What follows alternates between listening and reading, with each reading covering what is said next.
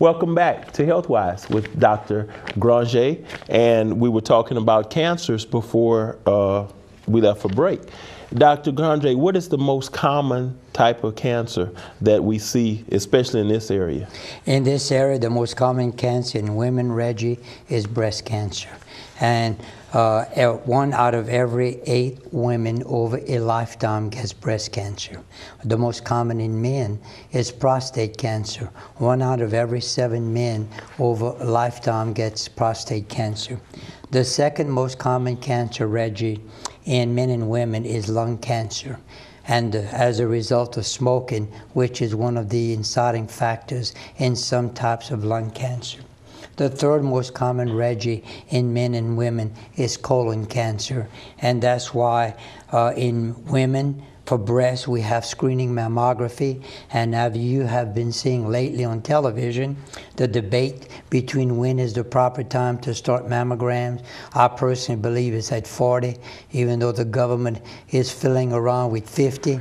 I feel a woman should have the onset of mammogram at age of 40 and thereafter, sir, yearly. Okay. Just like men with their prostate cancer, I believe they need a prostate exam and a PSA yearly at 40.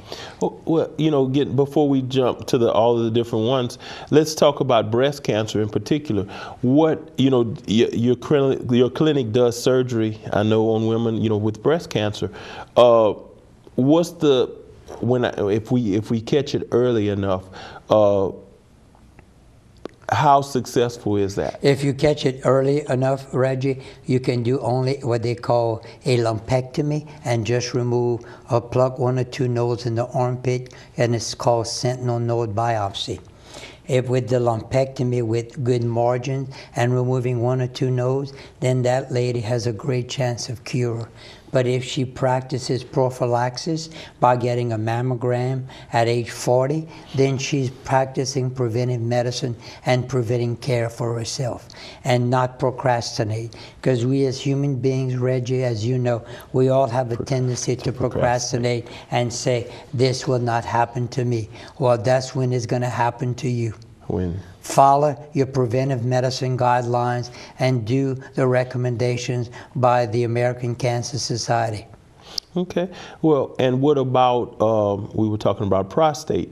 What about surgery for prostate? I mean, what's the success rate? In regards to surgery for prostate, they have different avenues. You can treat the prostate cancer if it's contained by either removing the prostate, if it's contained within the gland, or by irradiation. But that will have to be decided by the urologist and the special scans that he has to do in regards to prostate cancer. But there again, if you catch it early, you can treat it with irradiation, or you can treat it with surgery, or you can treat it with certain drugs that the urologists have to use. So early prevention, follow the guidelines, do it at 40 and yearly thereafter. Don't delay. It's delay that catches you. Okay, and I know you were saying about the lumpectomy. That's almost gotten to the point where it's almost outpatient surgery. You can do that at the most outpatient, or, as you know, Reggie, overnight observation, and they go home that afternoon or the next day. What about the prostate? What about that surgery? In regards to prostate surgery, they usually keep them a couple of days, sir. Okay. If it's surgery. Now, if it's irradiation, you go and get your treatments every day. If it's drugs, then you just take the drugs, the respective drugs that the urologist recommend, Reggie. Okay. Now, what about, you said lung cancer. I know that's a biggie one because I know just in Opelousas, not only with Louisiana is well known for smoking and, you know, tobacco products, even among young. Are you seeing an upswing in lung cancer? I'm seeing an upswing in lung cancer because of smoking. And also, I feel that clinically a patient should have a chest x-ray once a year after 40. And unbeknownst, by doing this for 35 years, you'd be surprised what you can find on a routine chest x-ray once a year after 40. Wow. Which is another preventive measure for that type of cancer. So every cancer has a preventive measures or measures that should be followed by us as human beings, but as you said, we procrastinate and procrastinate. And we don't, I find that people just take for granted, like you said. It's always, it's not me. You know, it's not me. It's going to be, it's that other person, but it's never going to happen to me.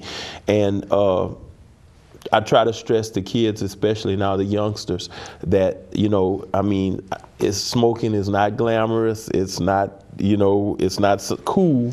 It's something that, you know, it's an addiction. And they shouldn't do it because it can lead to cancer and it can lead to all kind of, you know, if not even cancer, but you're talking about breathing problems, you know, you're putting poison into your body. So it's something that I wish it was one of those evils that never came up and no one smoked, but it does. But, you know, we were saying that, I know with lung cancer, I guess what I'd call it, the attrition rate is probably high, because once it gets to that point, it's not as easy to take out a lung as it is to do a breast lumpectomy or a prostate, I'm sure. Well, I think our young children, like you're alluding to, they think, Reggie, of the short-term gain, but not the long-term side effect.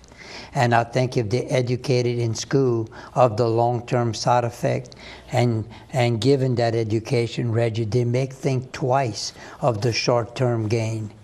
And if they can be taught the long-term side effect, they may think twice in smoking. Because all they think about is short-term gain. There's no short-term gain, because in the end, if that cancer hits you, which is stimulated by cigarette smoking, it's too late. Right. Well, and one of the good things is, if you notice, even at the General, it's a non-smoking campus. Restaurants are going to stop, you know, they've gotten to where it's legal to smoke in a restaurant now. So I think people are starting to come around, at least in the healthcare field for sure, because we see it and we see the side effects of smoking. So I see where, you know, we're trying to do something about it. Okay, Doc, well, we'll talk some more about it after this brief message from our sponsors. Thank you. All right.